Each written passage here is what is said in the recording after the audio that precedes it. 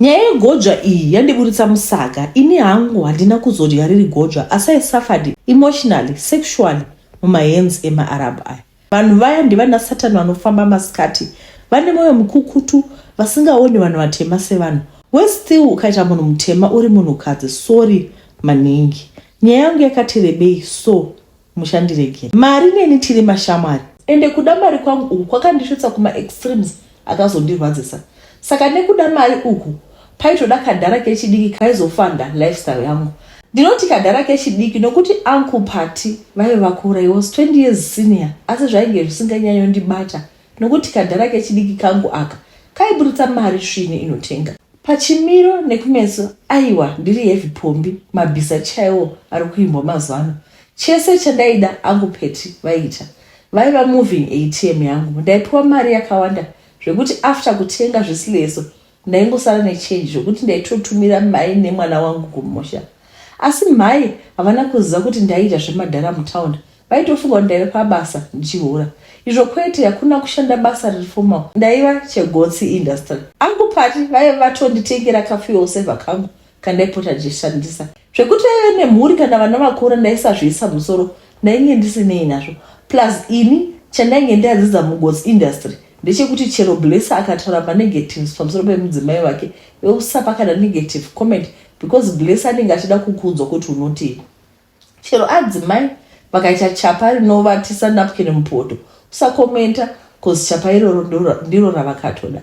Anyways, ini ndaiziva nzvimbo yangu muentanglement yese iyi. Kumabusiness trip ndini ndaendwa neni, kunotamba golf ndini ndaendwa neni, kwanditi ndaiva trophy girlfriend. Manje rimwe zuva gava rakadamuka musingo, takati tichibva kuVic Falls by road, tichangopfuura paShanghani Mbichana on our way to Harare, kwakauya gonyeti raita senge riri kudzinganiswa. Uncle Pati semunhu aiva ambomwira vakanonoka kurekta. Pakuda kuzama kupisa negonyeti, gonyeti rakarova side ranga rina Uncle Pati. Uncle vakakuvara mainly mumusoro, vakamhanyiswa kuchipatara asi vakasvika vakafa on admission. Iniwo sezvo ndaiva kuleft side ndakangoitawo mabruises, ndikapiwa mapainkiller ndikadischargewa. Hama vadiwa pakafa Uncle Pati ndipo pandakaona kuti chandainge ndagona pave pasina. Mota yandaiti yangu yaisava yangu nokuti Uncle Pati pavakatenga vainge vasina kuisa muzita rangu. He had just gifted me the car asi raiva muzita ravo. Saka pamutemo wenyika my guru was the surviving spouse. Kwakauya wani mamonya akauya akatora mota, ini ndikasara ndakasvava seshizha ratenhwa pamota. Parufu pacho ndakabva ndanzi ndisasvikapo paisadiwa mauri. Ndakachema, kwete kuchema mufi, asi nhamo yandaizosangana naye after. Lucky ndaive ndanyepa kuna uncle ndichiti ndaive nenhumbu, nokudaro ndakanga ndine kamari kecontingence plan. Asi semunhu aisashanda kaipera mbichana. Ndakambozama kutsvaka next target, asi zvainge zvakangooma hazvo. Kwese kwandaifamba ndaingonongedzwa nekushora kuti ndiwo mahure acho vari kurehwa vaiva naPati musi washaya. Nokudaro kuwana maclients kwaiva kutsvaka tsono mudura, zvaita senge zvine mhepo zvaisabuda. Saka ndakadecida zvangu kumbochinja scenery ndokutama ndichienda kune imwe town. Ini ndaita senge coronavirus hakuna aida kufambidzana neni. Saka pandakaona zvandaka ndakabva ndambofunga kuchinja masettings, ndipo pandakanosangana naLucy. In fact naLucy takaita kudhumana. Zvakaitika ndezvekuti taive kuqueue yemari, saka Lucy akasiya foni yake pakaunda. Ndakabva ndamhanya ndichitevera ndikati vakoma masiya foni yenyu. Mazuva iwawo yaive latest iPhone. Akatenda zvikuru, akanditi foni yaive isina basa zvikuru nokuti aigona kuireplace in a day. Chainyaya kukosha mufoni aiva macontacts aivamo. Ndakakanuka kuti iyavo kune vanhu vatori nemari zvakadaro. Nechemwoyo ndaingoti ndinoda kuzova shamwari yaLucy andidzidzise mahustles ari kumupa mari muZimbabwe. Kuti aiva gold mafia, sisi ava vakazondudza kuti zita rake rainzi Lucy. Akaburisa $100 ekutenda kuva honest kwandainge ndaita. Akanditi kana ndaive ndakasununguka ndaizoya kumba kwake. Takachinjana namba dzerunhare, tikati aziva kwake aziva kwake. Nyika hairi hope, inoda changamu. Ini aim yangu was kuita chiname kuna Lucy kuti ndigoona information yekuti mari aiwanepi. Lucy akazofona akazondiudza pataizosangana. Lucy aiva asina kukura, tikangoti aiva under 40, asi at her age aitova neimba hombe yasina zera nayo. Mumba macho aiwa chaiva chirungu chega. Ndipo pandakaona kuti ndaiperekedza vamwe kurarama. Lucy akanditi ndigare pasi ende ndiite free at home. Takakurukura chino nechocho kusvika ndazoita zvivindi zvekubvunza kuti sosi mari yake yaibvepi. Ndaiona kuti ndikasaita zvivindi, Lucy was not going to volunteer kubudisa information iyi. Lucy akaseka akati business rake raive revanhu. Vanhu ndakafunga zvangu mukati memwoyo kuti ndofunga mabhilesa ake ari kubudisa mari svino. Lucy akaita senge aisenza zvandaifunga akati kwete, handitengese muviri zvamu chose ende handisati ndamboita zvechipfambe, asi ndinotsvakira maclients ari kunyika dzakasiyana-siyana, vanhu vanoda basa vari muno muZimbabwe. Ndinova-connecta nevanoda kushandirwa. In short, ndiri agent webasa. Pfungwa yekunoshanda kunyika dzakaita senge Australia, America kana ana New Zealand ndainzwa dzichindiitira zvakanaka. At least kuzvishandira kwaiva nani pane gotsi industry risina pension. Ndakati kana vazonzwa kune anoda basa ndainge ndakasununguka kushanda. Ndaive ndafunga kuritaya kugotsi industry ndichizvishandira nemaoko angu ndiwane kuchengeta mhai nemwana wangu kumusha. Lucy akanditi achandiitira plan. Ndakaoneka zvangu ndiri hopeful for a new start in life. Papera vhiki Lucy akanditi aiva andiwanira client yaida munhu one of these countries in the Gulf states kumaArab. Akandibvunza kuti ndaive ndine passport. Ndikati handina. Akati aida vanhu vakati changamu vasina hope. Akazonditi client aiva aofa kunditoresa passport sezvo aida munhu as soon as possible. Lucy anoti client yaizobvisa pafirst salary mari yepassport. Ndakatenda Lucy nekundibatsira kwaainge aita. Aiva destiny helper pachokwadi. Hakusi kwese kwaunosangana nemunhu anoda kukubatsira pasina muripo mazuva ano. Asina nhasi ndinodemba pandinoshunga kuti dzaive tsitsi dzei svimborume kubvisa mwana wemvana madzibwa. Lucy akamira kubva kupassport kusvika kunobhuka for mavisa. Iri visa rangu harina kutombondinetsa kubuda. After a week visa rangu rakanga ratobuda. Ndikatooneka mhai nemwana wangu munya. Ndikati upenyu hwaizosanduka manje. Ndakasiya ndatsindira mhai kuti anenge abvunza vanongoti ndakaenda kunokweva chikorobho paSouth Africa. Musi wekuti ndiende, Lucy akauya personally kuzonditora kunondisiya kuairport. Yaiva first time yangu kukwira ndege. Usiku hwacho ndisati ndakwira ndege handina kana kumbovata. Mudumbu mangu mairuma muchirira mune imwe fee chaipo. Passport yangu ndakavata ndakaisa pasi pepilo chaipo. Mundege ndakakwira zvangu, hapana chakanyanyondishamisa nokuti zvandaifungira handizvo zvayakaita. Yaingotofambawo zviri normal. Ndakasvika final destination ndikasvika ndakamirirwa nevanhu vemhuri yandaizoshandira. Ndichisvika pambapa ndipo pandakaona kuti nhamo yandaiti yaiva kumusha yaitova nani than mashura mambishi andakanosangana nawo. Ndichisvika ndakatorwa passport yangu vachiti chero yaiva muzita rangu ndivo vainge vaibhadhara, saka vaizondichengetera passport yangu. Foni yakatorwa zvekare zvichinzi inondikanganisa basa. Iri ndiro raiva jere repano pasi. Handina kuziva kuti munyika iyi ndiriwo kuchava kutanga kwematambudziko angu mazhinji aizondisiya ndine mavanga epamuviri zvese neepamwoyo. Ndakatambura hama dzangu vakanditora passport vachiti yaiva insurance yavo yekuti ndaisazovatiza. Chechipiri vakanditora nharombozha yangu vachiti vaizondidzosera kana ndichinge ndapedza kubhadhara chikwereti chavo. Chaive chikwereti chipizve? Chandinoziva ndechekuti vaiva vandibatsira mbichana sekutaura kwaLucy kuti mari yacho inozobatwa mbichana pamuhoro wangu. Vakanditi ndaive ndakanganisa kunzwa. Ndainge ndisingazohori kusvika vabata mari yavo yemavhisa, yendege, yemamedicals. Mari wangu wakandirwadza. Chekutanga nyika iyi inopisa samari. Igwengaka saka munongozivawo matemperatures ekudesert. Ndakaona kuti zuva rataichema kuAfrica painge pasina chinhu. Zuva chero chairo ndakanosangana naro kunyika yemaArab. Chechipiri basa iri raive risina maclearly defined roles. Ndini ndaiva housemaid, nanny, pet minder, nurse aid, child minder, all in one. Rudzi urwu runoita sezvinoita maIndia. Vanogara vakawanda pamba imwe chete. Kubva kuna nambuya nasekuru, vana mai, vana baba nevana vavo, hanzvadzi dzemurume dzine vakadzi nevana vavo, hanzvadzi dzemukadzi nevakadzi vavo. Kana turitumburira hatichataurikani. Vanogara vavanoti macompound vakawanda. Imiwe hamuna chamakati makaona. Ndaimukwira kufungobata jongwe muromo kuti ndikwanise kuchovha basa repamba apa. Basa racho raive risingaperi, kubva kuwasha, kutsvaira, kubika, kutarisa vana, mapetsi, vanagogo vaida kuchinjwa madhaipa. Apa ndisina kana sendi randaiwana. Apa vaive vasina kundiudza kuti vachabata mari kwemwedzi mingani. Apa chikafu vachinyima. Ndaidya 1 day per meal ndichishanda over 17 hours per day. Ndini ndaita kutanga kumuka ndigoita kupedzisira kuvata. Ndaivata musana wopisa usingachadi kubhenda, zvitsitsino zvorwadza senge munhu abayiwa netsono. Basa iri rakandidraina physically and emotionally. Ndaita kunge walking zombie. Zvaita kunge ndiri mujeri. Apa amai pamba apa handizivi kuti vaizviitira ini here uye vanga vagara vasiri smart zvachose. Vaiti kana nguva yavo yekutevera yasvika, pavachindyira zvekushandisa zvavo vaingosiya ipapo. Ini ndaizopinda basa rekunhonga mapads ekumaperiods. Asi chiinai, indiona sekuti hwaiva utsinye huri intentional kuda kundikaurisa. Chikafu kana nzara yaruma ndaipota nema-leftovers anenge asiwa nevana. Kusina mai hakuende. Apa usina kana senti rari kupiwa. Kushanda uchifondoka kunge dongi. Inga dongi rikaneta rinogara pasi. Ini hangu ndaive ndisina basa rakanyanya. Ko mai namunyaradzi mwana wangu vaidyei. Mwedzi wakapera baba pamba apa vakatanga kuuya kumba kwandaivata. Matrips aya akaramba achiwanda. Baba ava vachida kundibata chibharo. Yaiva hondo chaivo. Baba ava vaitoratidza kuti vanofarira kundirepa. Apa dzimwe nguva vaindirepa kumanyowa. Ndaitotsemuka kuita maronda zvekuti ndaitora salt mukicheni kuti ndigarire kupodza maronda.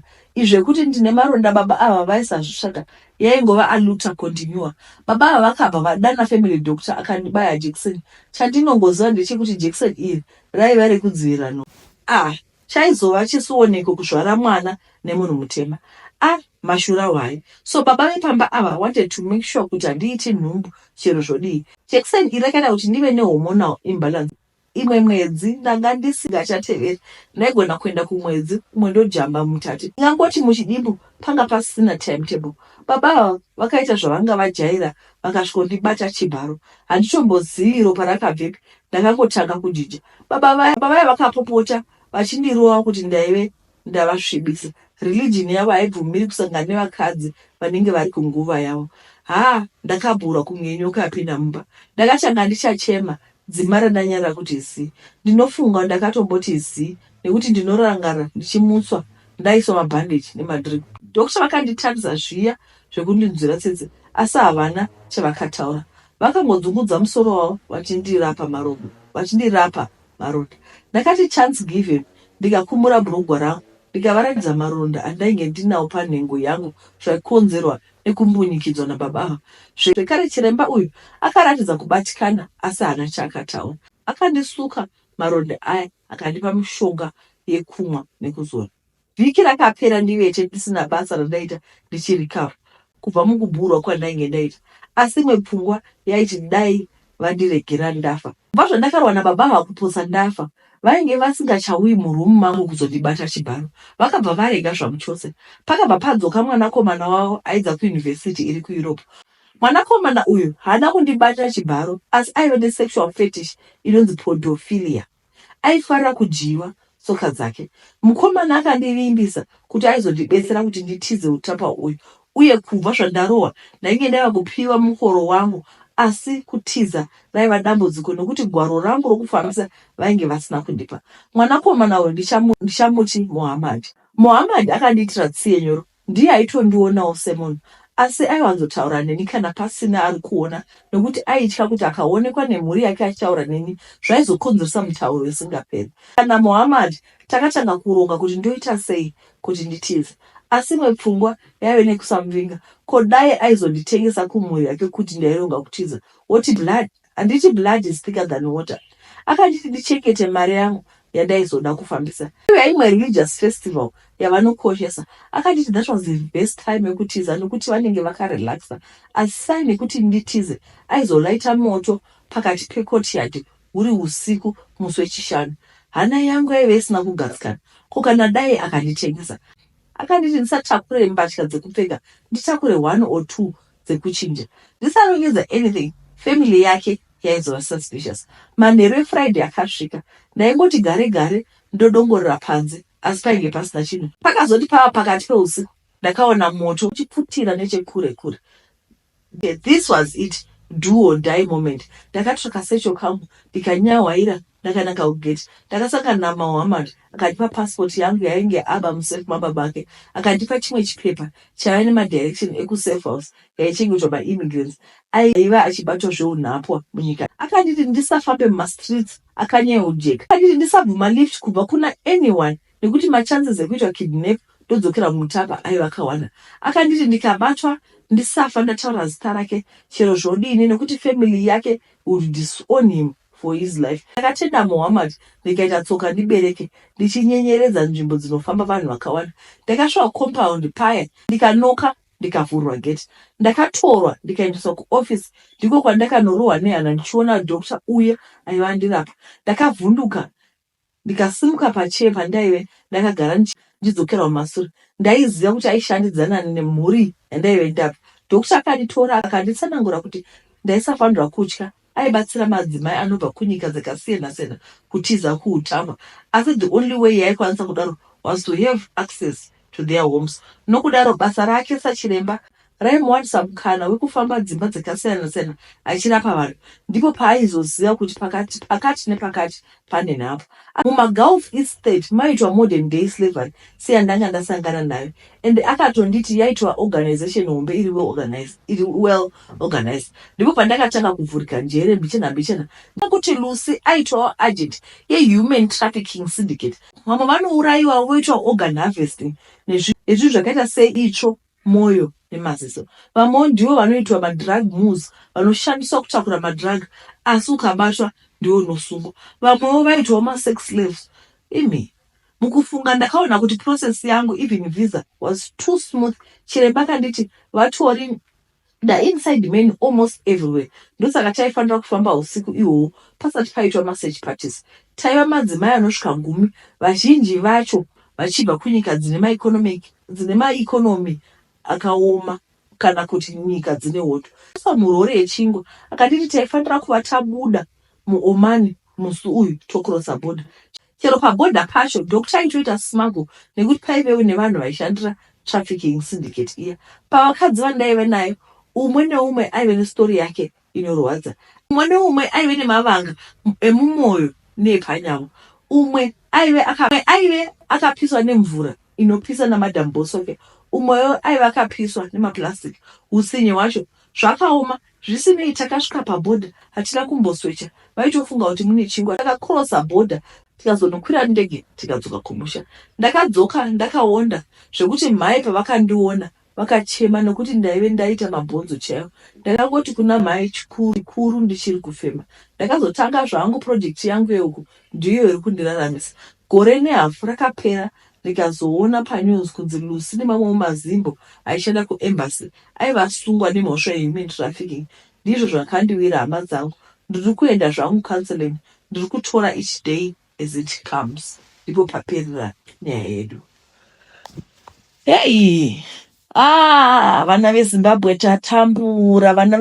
tatambura, I'm so sorry for this. This is a very long story inorwadza yekuti unenge waindawo zvekumagreener pastures uchifunga kuti upenyu huchanochinja izvo bodo, wosvika woitwa nhapwa, usangana nevanoda kunhanzviwa tsoka, usanganawozve nevanenge vaida kukurepa kumberi nekumashure, vokutorera passport vasingakupi mari. Unoziva kuti unenge waitwa grounded chaiyo kuti hauna passport, hauna mari, unotiza uchiendepi?